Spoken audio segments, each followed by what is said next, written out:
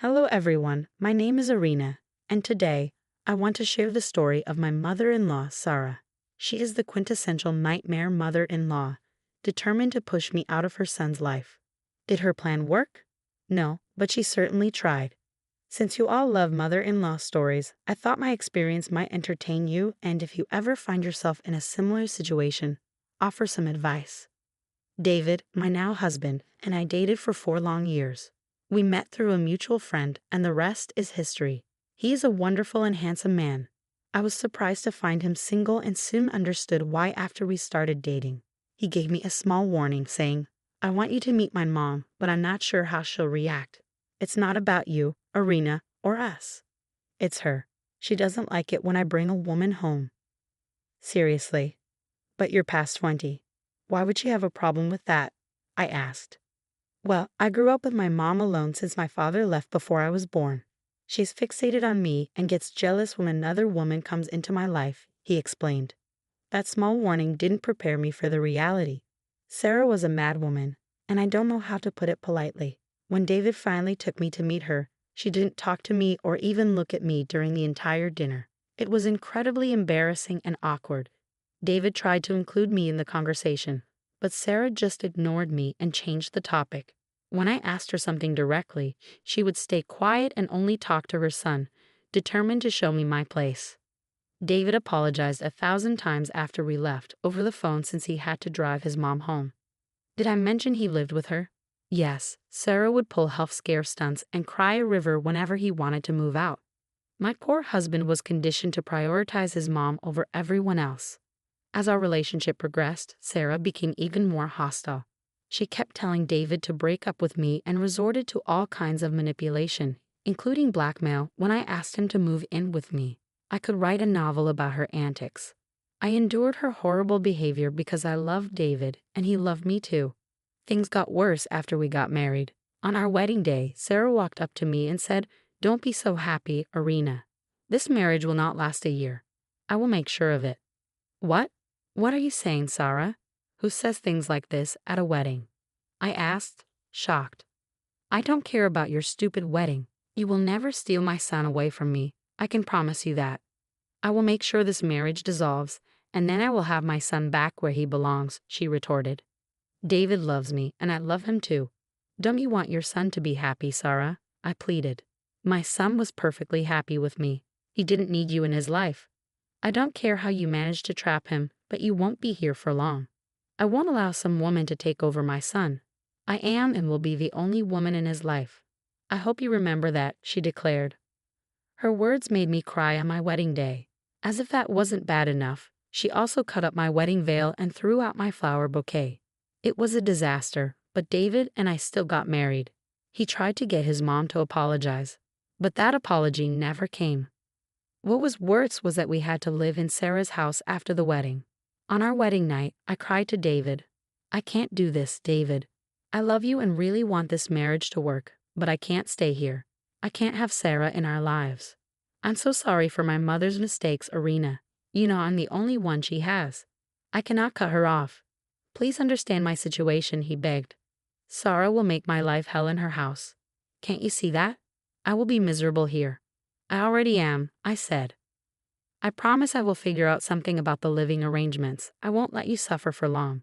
Please just give me some time, David assured me. David kept his promise. Within 3 months, he accepted a job opportunity in another country. The pay was exceptionally good, and he decided to take it. Sara wasn't happy and threw some major tantrums, but she calmed down when David said she could come and visit. He flew out soon, while I was set to join him a month later. Thankfully, during that month, Sara ignored me a lot. She never talked to me and kept to herself. I thought maybe I could have a quiet month before leaving for good and worry about Sara coming later. Fate had other plans. Just a few days before my flight to join my husband, I had a strange feeling when I saw Sara sneak into my room. She thought I wasn't there, but I was actually in my closet with the door half closed so she couldn't see me. Imagine my surprise when I saw Sara sneak into my room while I was quietly packing my stuff. I stayed silent and observed her. When I saw Sara reach for my bag of documents and take out my passport, I was immediately on alert. She took my passport and happily left the room. I came out of the closet, trying to make sense of what I had seen. I went to the living room and overheard my mother-in-law discussing her evil plan with a friend on the phone. I was shocked to learn what she intended to do with my passport. I quickly went to her room and saw my passport lying in a black pencil case. Something came over me, and I replaced my passport with hers. Then I went back into my room and called David. Your mother just tried to burn my passport, David. She came into my room and took it, thinking I wasn't there. I overheard her plan while she was telling a friend on the phone. Whoa, what are you saying, Harina? Mom tried to ruin your passport? This can't be true. Of God, it can't be true. It is true, David. I wish it wasn't. I have my passport safe with me, but I replaced it with hers. I wanted to give you a heads up about it. My mom can't do this, Harina. I'm sure she'll come back out. Why don't we find out? I will make sure I have proof. In the meantime, I knew David would have a hard time believing the truth. It was his mother after all. I didn't blame him and knew I could prove everything. Sara liked to boast, and she would eventually spill the beans to make me sad. It was only a matter of time. I made some plans and quickly packed my stuff, waiting for an out to leave this place for good. The next morning, Sara seemed to be in a good mood. She was cheerful and kept giving me smirks.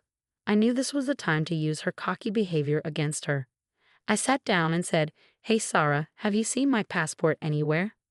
My flight is in 3 days, and I cannot find it anywhere." "Ah, your passport. I think I know where it is," she replied. "Oh really, Sara? Thanks for finding it. I must have misplaced it. Can you give it back to me?"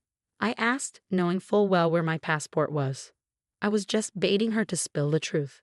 Sara took the bait without suspicion.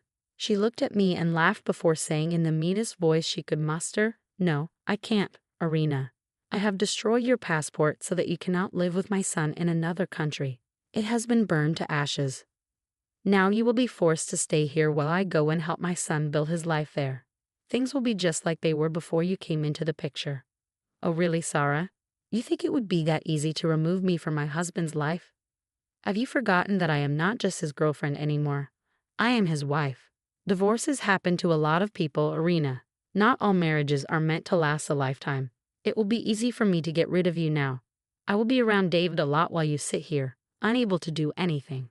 In a few months, I will convince him to leave you, and then there will be nothing holding us back. I won't allow him to bring in worthless people to replace me again." The way Sara had planned this entire thing was disgusting and amusing at the same time. She was so hell-bent on being the only woman in her son's life that she was ready to do anything. All this time, she had been quiet because she was planning this whole thing. It was impressive how fast she could come up with a plan to destroy my marriage and her son's life. She was confident that her son would listen to her and divorce me straight away. I could see why she would think that, after all, they would be far away from me and I would rarely be able to visit. By the time I got my passport back, it would be too late. It was a brilliant plan, but there was a big flaw in it that she didn't consider. So I decided to enlighten her. "That's a nice plan you've got there, Sara. I'm very impressed, but it is not going to work. Sure, you did destroy a passport, but—" "Oh yes, you can always get a new one, but it will take months. I just need a little time to convince my son. After that, no passport will be able to help you." "Why would I need a new passport, Sara? My passport is perfectly capable of doing its job. But I don't think yours can anymore. So it looks like now you can't go live with your son." "Excuse me? What are you talking about?" "I have my passport and plane tickets ready. I will be leaving in a few days." "You can't do that if you don't have your passport with you, Sara. Meanwhile, I have my passport just fine," I said, pulling out my own passport and showing it to her. It was authentic and it was mine. I showed her my passport but didn't let her touch it. I wasn't going to be that stupid. I let her see it and watched as her face showed complete confusion. It was like she couldn't comprehend how my passport had come back from the grave and was in my hands. She looked shocked and said, "Wait a damn minute. How is that possible?" No, this must be fake. I destroyed your passport with my own hands. I made sure it was burned to ashes. This can't be real." "Unfortunately for you, Sara, my passport is in perfectly good condition. Not a single flame of fire has touched it, but I can't say the same for yours." "What are you talking about, Arena? My passport is also perfectly all right. Wait, I'll get it and show you." Sara went to her room to retrieve her passport. She left in haste and looked confident. But when she came back a few minutes later, she looked panicked and scared. What the hell, Irina? Where is my passport? Did you steal it? This is not funny, Irina. Give me my property back. You can't do this to me. I didn't take your passport, Sara, but I do know what happened to it. Tell me where my passport is. Tell me right now. You burned it with your own hands, Sara. Have you forgotten what happened last night? You took your passport out, put it in the fireplace, and watched it burn. You looked really happy back then. No, that can't be my passport. That's not possible. That can't be mine. I checked. Yes, you checked when you stole my passport and took it to burn, but in your haste, you forgot to check it one more time before throwing it into the fire. Thankfully, I knew what you were up to and quickly swapped my passport with yours. It was easy. You had it right beside mine. Sara looked like I had shot her in the chest. She clutched her chest and appeared about to have a panic attack, and I was in no mood to help her at all. She looked stricken with panic and fear, tears in her eyes, and didn't know what to do. You monster! How could you do this to me? Oh my God, how will I get to my son? Wow, Sara, it's okay for you to destroy my passport, but I'm a monster because I replace it with yours? That's rich coming from you. Also, I don't think you need to worry about joining your son anymore. What? What are you talking about? This is not over. I will get a new passport and tell my son what you have done. I will do everything in my power to make you pay for this. A replacement passport won't do you much good, Sara. I don't think your son will want you to come to his place anymore. David would like to say something on this matter. I picked up my phone and turned up the call volume. Sara thought I would confront her without having a witness. Well, that wasn't going to happen. So I called David and put him on speaker. I also made sure to tell him to mute the call while turning down the call volume so Sara wouldn't know someone was on the phone. It worked wonderfully. Sara went from looking angry to crying when she heard my husband say, "What the hell, Mom? What the hell did you try to do? I just wanted to come see you, and look, your wife has destroyed my passport intentionally. She wants to separate you from me." "Oh no, Mom. That won't work on me anymore. She didn't do anything. You are the one who destroyed the passport, and you are the one who tried to ruin my marriage by separating me from my wife. Although I am surprised to hear that you think you can convince me to leave Irina. I love her, and nothing will make me divorce her." Sara knew she had been caught. She was in a tight spot with no idea how to get out of this situation, so she started to justify her actions.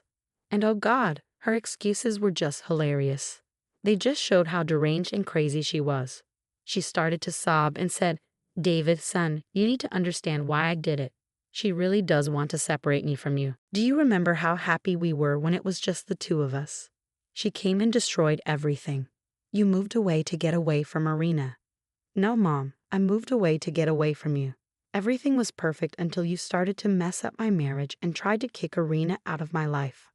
I told you multiple times that I am happy with her, but your selfishness didn't let you choose your son's happiness over yours.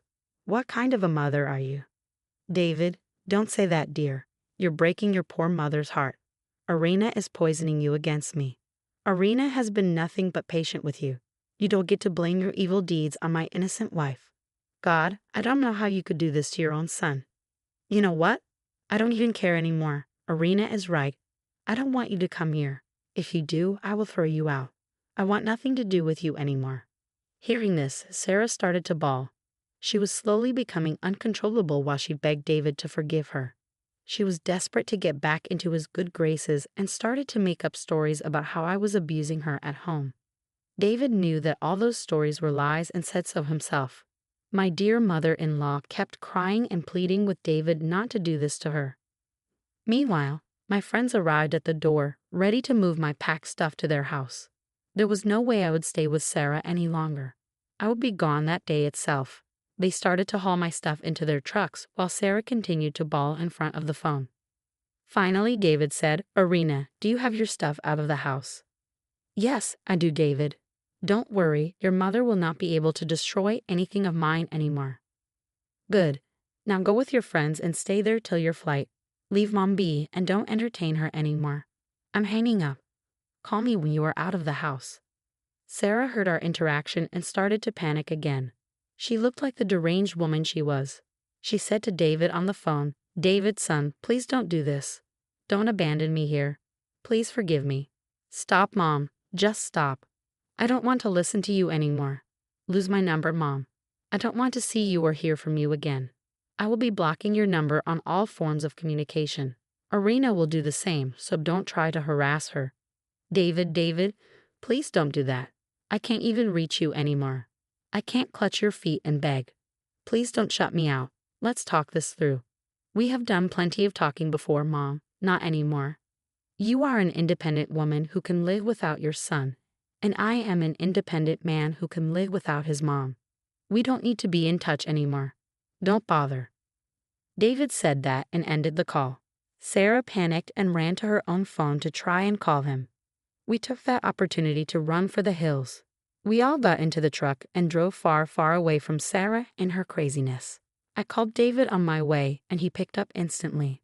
I'm out of the house, David. I'm safe. Don't worry. Thank God. I'm so sorry, Irina. I never should have left you there. Even if Mom had destroyed your passport and come here first, her words wouldn't have swayed me. I wouldn't have divorced you. You know that, right?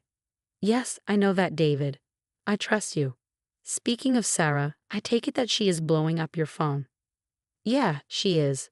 Don't worry, she's blocked, and I am going to inform everyone in the family about her latest deeds. Trust me, everyone will be on our side. Just be careful for the next few days and fly here as soon as possible. I flew down to David a few days later. My flight was exactly 3 days later, and I reached David the next day. I was careful not to go out much and enjoyed the peace and quiet at my friend's place. I couldn't take all my stuff to the new country, so I asked my mom to come and collect it. She would rent a U-Haul and take my stuff to her city. My friends were a big help and managed to keep Sara away from me until I left. Since then, David and I were able to settle and just fine, and we're thrilled to start our new life. It feels good to be close to my husband after being away for so long. Now, I'll tell you what happened to my dear mother-in-law after I left her alone. She kept trying to contact me and David, and we kept blocking every new number she bought. The extended family was already informed about her obnoxious behavior, and they all cut her off. I don't blame them. Who would want to keep in touch with a psycho like that anyway? Sara filed for a replacement passport and came to our country, but she doesn't know our address, so it was a waste of time. She did show up at David's workplace and was escorted out by security. She threw such a big tantrum that the cops were called, and she was promptly sent back to her country. She won't ever get a visa here again, so we will be free from